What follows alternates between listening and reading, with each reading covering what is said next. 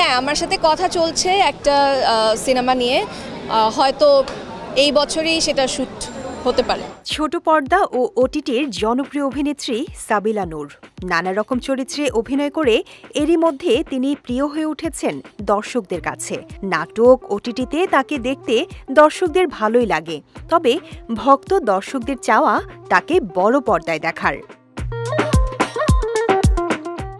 দর্শকদের সেই চাওয়াই কি এবার পূরণ করতে যাচ্ছেন সাবিলা?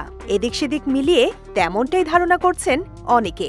নাটকের কাজ কমিয়ে দিয়েছেন অভিনেত্রী, আর সেজন্যই ভক্ত দর্শকদের মনে দানা বেঁধেছে প্রশ্ন, তাহলে কি নাটকের কাজ কমিয়ে দিয়ে সিনেমার প্রস্তুতি নিচ্ছেন তিনি? না, ওটিটি কাজটা কমপ্লিটলি সিক্রেট, কিচ্ছু বলা যাবে না।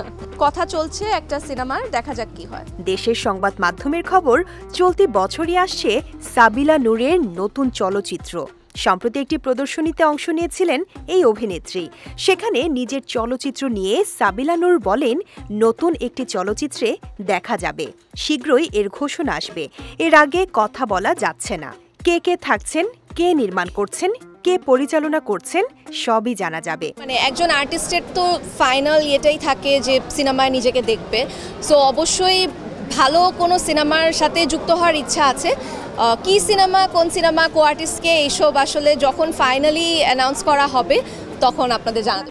সাবিলা দাবি করেন, চলচ্চিত্রের প্রস্তুতির জন্য কমিয়ে দিয়েছেন নাটকের কাজও। আগের চুক্তিগুলোর জন্যই ছোট পর্দার কাজগুলো সারছেন, তবে তার পুরো মনোযোগ এখন সিনেমায়।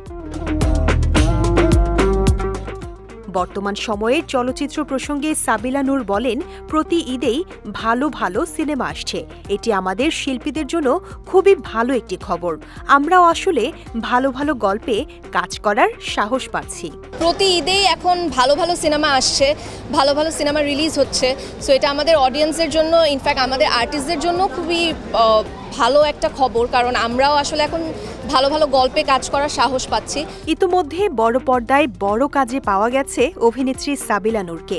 বাংলাদেশ ভারতের পৃষ্ঠপোষকতায় তৈরি হয়েছিল মুজিব, একটি জাতির রূপকার।